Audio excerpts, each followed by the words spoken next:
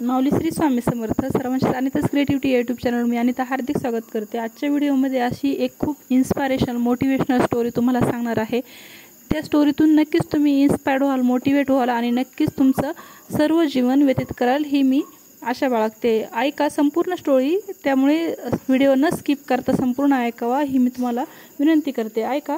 एका खूप श्रीमंत माणसाने रस्त्याच्या कडेला बसलेल्या एका भिकाऱ्याला विचारलं, का रे बाबा, तू चांगला हट्टाकट्टा आहेस असं दिसतंय, पण मग तरीही तू भीक का मागतोस? काय करणार सर, माझ्यापाशी अनेक महिन्यांपासून कसलंच काम नाही आहे. जर आपण मला नोकरी देणार असलात तर मी सुद्धा भीक मागणं लगेच सोडून देईल. श्रीमंत माणूस हसून म्हणाला, मी तुला काही नोकरी तर देऊ शकत नाही, पण तुला द्यायला माझ्यापाशी यापेक्षा देखील अधिक चांगलं काहीतरी आहे.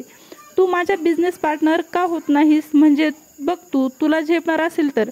भिकाऱ्याचा आपला कानावर विश्वास बसत नव्हता. तो गडबडून म्हणाला, हे आपण काय बोलताय सर, हे शक्य तरी आहे का? अरे खरंच बोलतोय मी. माझ्याकडे तांदूळाची एक गिरणी आहे. तू गिरणीचा तांदूळ बाजारात चांगल्या किमतीला विकायचा आणि त्या विक्रीतून जो काही नफा होईल तो आपण दोघांनी वाटून घ्यायचा. भिकाऱ्याच्या डोळ्यांमधून आनंद अश्रू वाहू लागले. सद्गत होऊन तो त्या श्रीमंताला म्हणाला, सर, तुम्हाला तर बहुतेक देवानेच माझ्याकडे देवदूत म्हणून पाठवले असावे. मी आपले आभार कसे मानू हेच कळत नाहीये. मग अचानक काहीतरी आठवल्यासारखं भिकाऱ्याने विचारलं, पण आपण नफा कसा वाटून घेणार? मी 20% आणि तुम्ही 80%, की मला म्हणाल की मला 10% आणि तुम्हाला 90%? अर्थात तुम्ही असं जसं म्हणाल तसं आपण नफा वाटून घेऊ. मी तयार आहे आपला बिझनेस पार्टनर व्हायला. मी आज फार खुश झालोय. श्रीमंत माणसाने मोठ्या प्रेमाने त्या भिकाऱ्याच्या डोक्यावर हात ठेवला आणि म्हणाला, मी फक्त 10% नफा घेईल, 90% तू घे. तुझी प्रगती व्हायला हवी असंच मला वाटतं. भिकाऱ्याने त्या माणसाच्या पायावर लोळणच घेतली आणि रडत रडत तो बोलला, आपण सांगाल तसंच मी करीन. मी खरंच आपला खूप आभारी. आणि दुसऱ्याच दिवसापासून भिकाऱ्याने काम सुरू केलं. उच्च प्रतीचा तांदूळ आणि बाजारापेक्षा स्वस्त. तशातच भिकाऱ्याची प्रचंड मेहनत फळाला आली आणि लवकरच त्याची विक्री वाढू लागली. रोज रोज त्याची अधिकच प्रगती होऊ लागली. आणि मग तो दिवस उजाडला. त्या दिवशी व्यापारातील नफा ठरल्याप्रमाणे वाटून द्यायचा होता.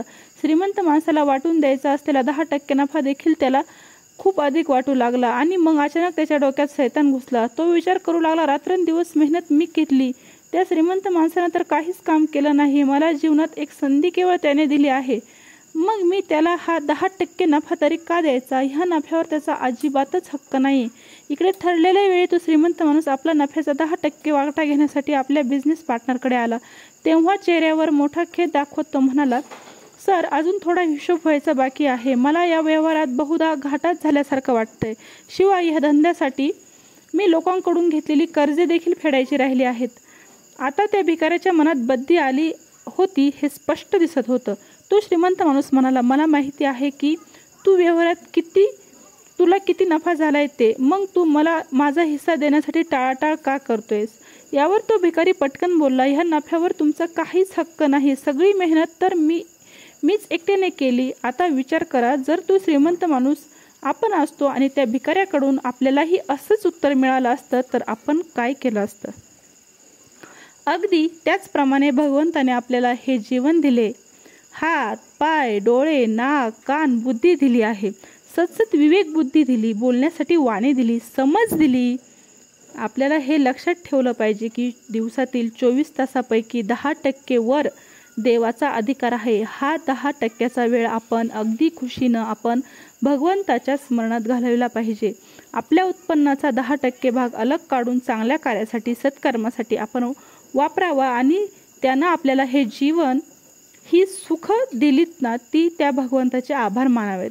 सर्व लोक आपल्या जीवनात भावयुक्त उपासनेला नेहमी स्नान देवोत, हीच त्या जगन्नियंत्याच्या चरणी प्रार्थना करते. श्री गुरुदेव दत्त. अवधूत चिंतन श्री गुरुदेव दत्त. झालेली सेवा स्वामींच्या चरणी समर्पित करते आणि इथेच सेवेला पूर्ण विराम देते. धन्यवाद. श्री स्वामी समर्थ. अवधूत चिंतन श्री गुरुदेव दत्त.